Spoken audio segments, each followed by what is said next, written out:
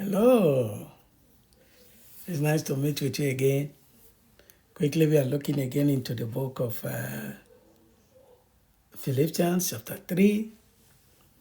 I want to talk to us, have discussions, and regarding some things that Paul wrote about. In Philippians chapter 3, I'm reading verses 10 and 11. Okay, my emphasis will be on verse 10. Philippians 3, verse 10 and 11. That I may know him and the power of his resurrection and the fellowship of his sufferings, being made conformable unto his death. That I may know him and the power of his resurrection and the fellowship of his sufferings, being made conformable unto his death. Verse 11, if by any means I might attain unto the resurrection of the dead. Come on. So let's leave verse 11 for now, because if you want to attain verse 11, if you want to attain unto resurrection of the dead, if you want to attain it, then your verse 10 must be fulfilled.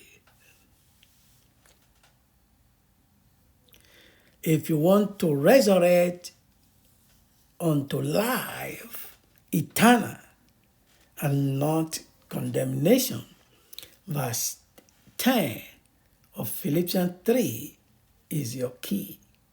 Okay, let's go to verse 10. That I may know him and the power of his resurrection. First, you need to know him. Jesus was telling that woman by the well. He said, you Samaritan worship the God that you do not know. But we Jews, we worship the God that we know. That I may know him. You need to come to know the God that you serve. You must know him. You just have to know him. And then we'll come to the aspect of knowing him later. You just have to. How do you serve a God that you really don't know? What are his characters, his likes, what he loves, what he doesn't like, his attributes, his ways, not his acts. What are his ways? What are his principles? How does God how does he do things? How? His ways. He made his ways known to Moses and his heart to the children of Israel. You just have to know him. That I may know him and the power of his resurrection. You must know him and know his spirit that brought Jesus back to life. By that same spirit.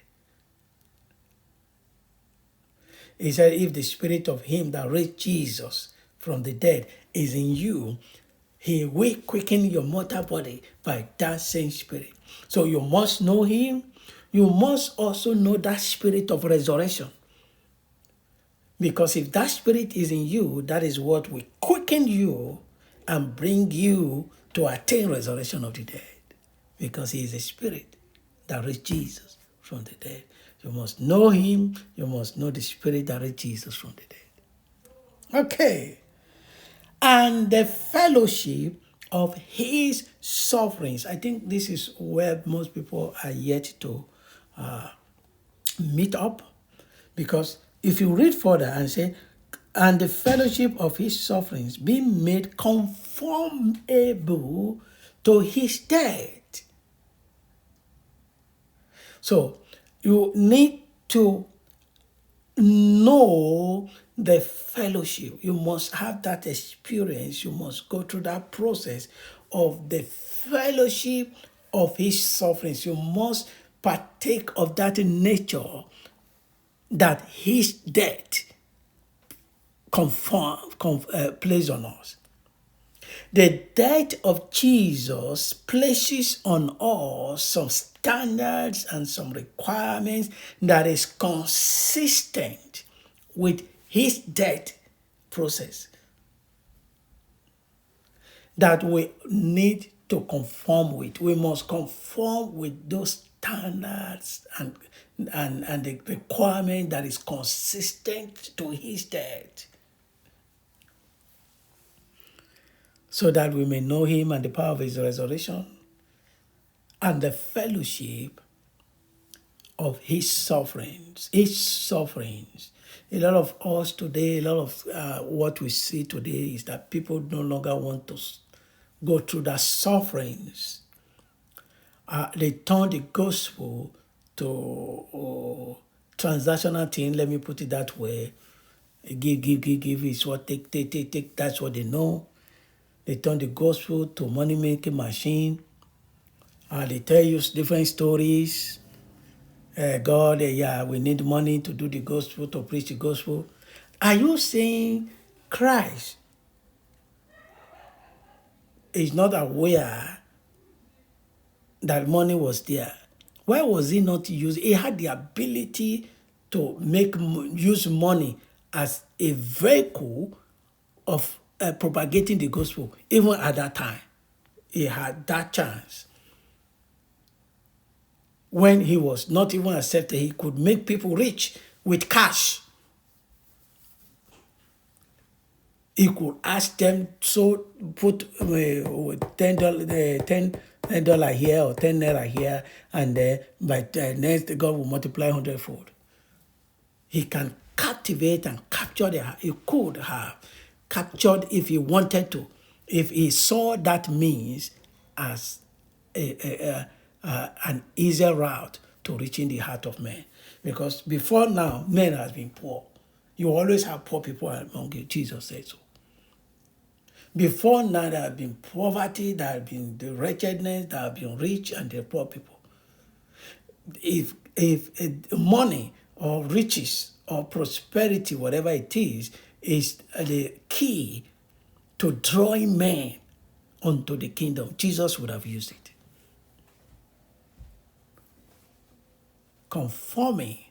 Conformable unto his death. You understand? To know this fellowship of his sufferings. He knew if he throw out money before people, they will rush at it. They will follow him. He has not even thrown money. He was even giving them bread and the fish. They were running after him.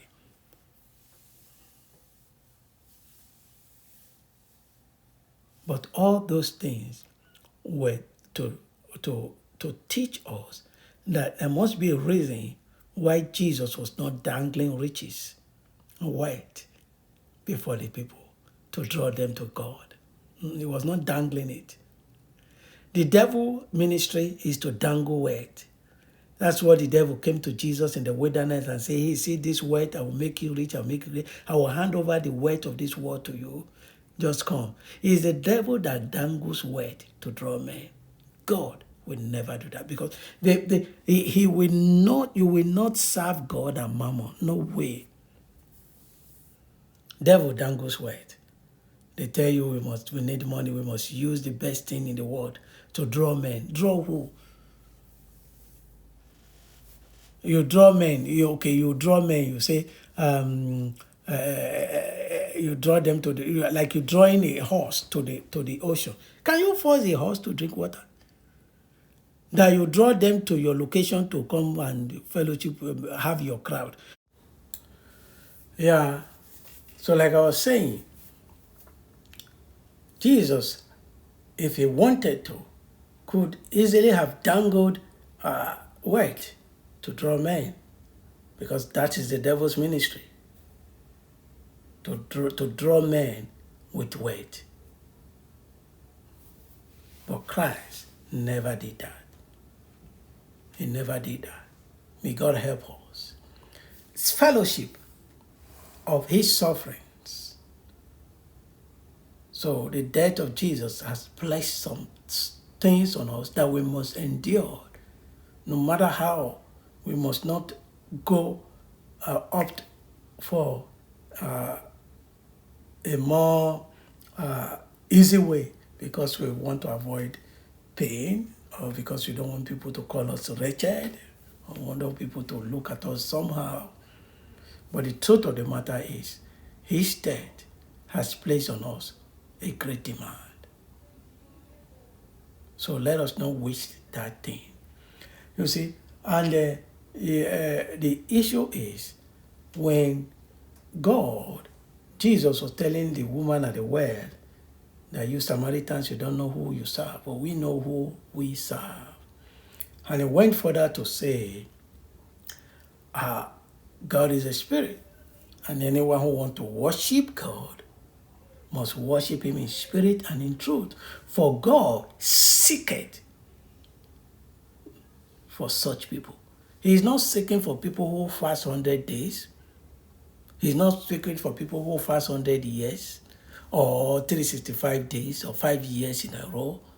Fasting is good. I'm not saying it's bad. God is not seeking for people who want to show strength and power, or they want to oppress others because they think they have enough grace. They're telling us we want to do 90 days or 100 days, how many days fasting and prayer. That is, doing that does not mean you still see God.